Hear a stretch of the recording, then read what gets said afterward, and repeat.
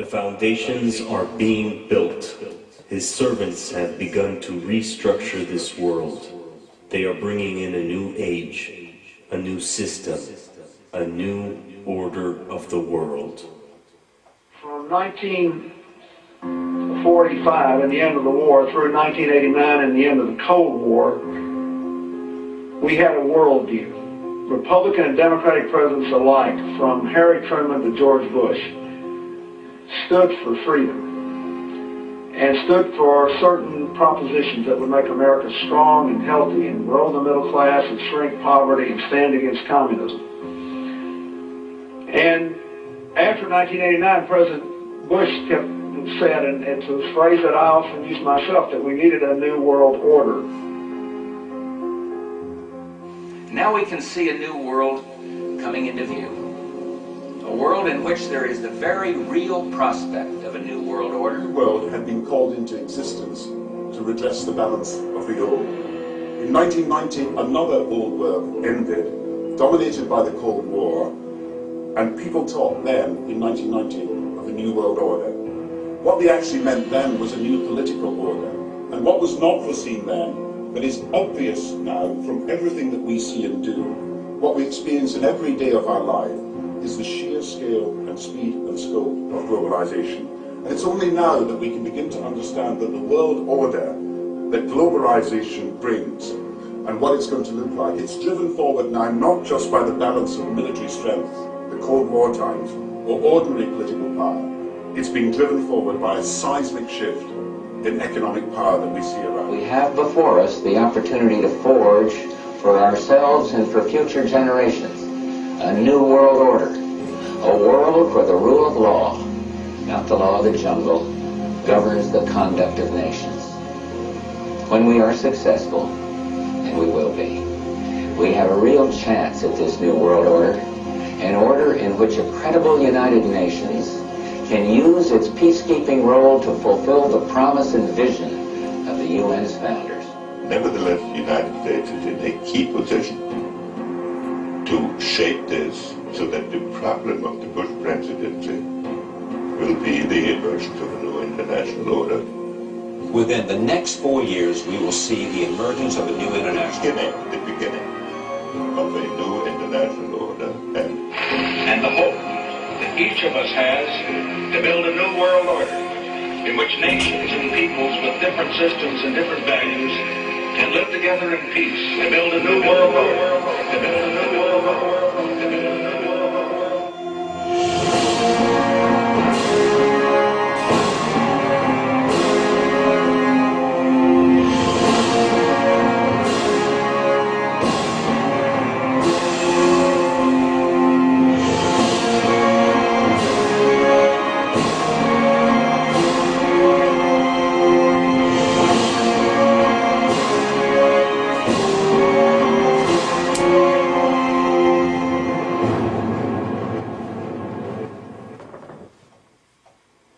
Modern Western civilization has an unwritten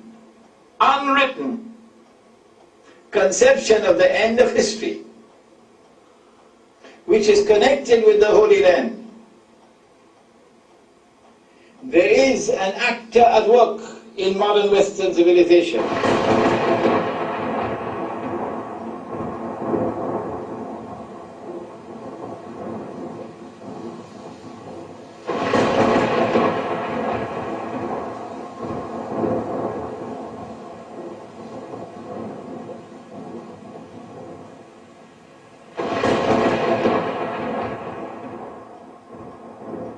And I stood upon the sand of the sea, and saw a beast rise up out of the sea, having 7 heads and 10 horns, and upon his horns 10 crowns, and upon his heads the name of blasphemy. And the beast which I saw was like unto a leopard, and his feet were as the feet of a bear, and his mouth as the mouth of a lion. And the dragon gave him his power and great authority.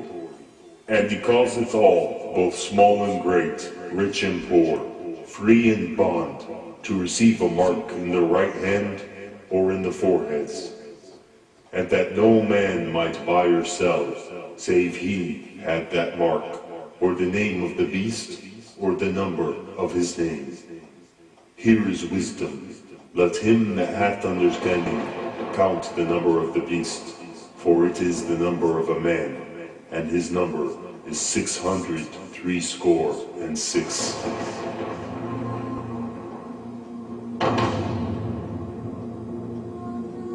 When dealing with the subject of Antichrist's servants, research will show that symbols are of utmost importance to the ones who currently hold control.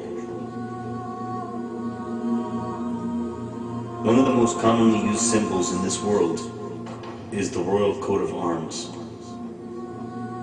The British College of Heraldry, using a system of guidelines over 500 years old, designed the Royal Coat of Arms.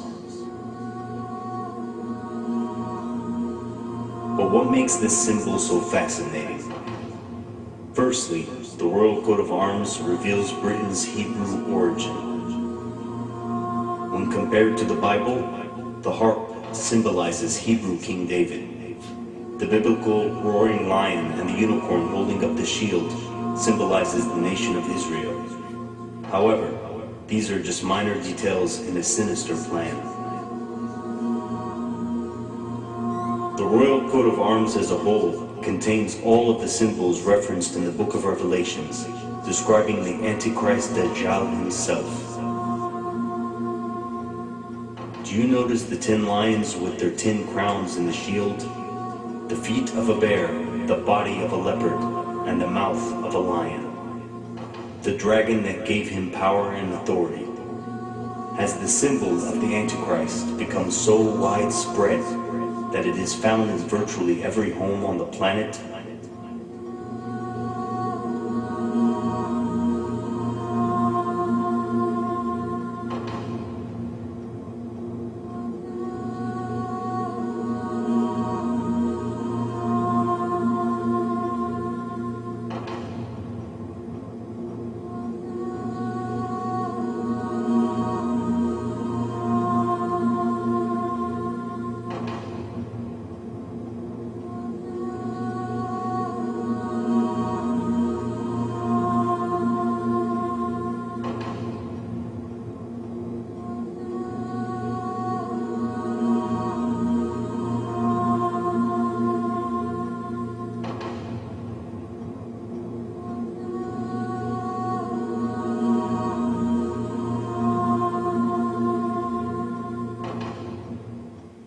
Veni, vidi, vici.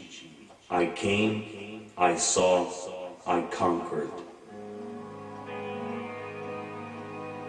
What do we make of this? If that was the end of the story, that is already strange enough, but there's more to come.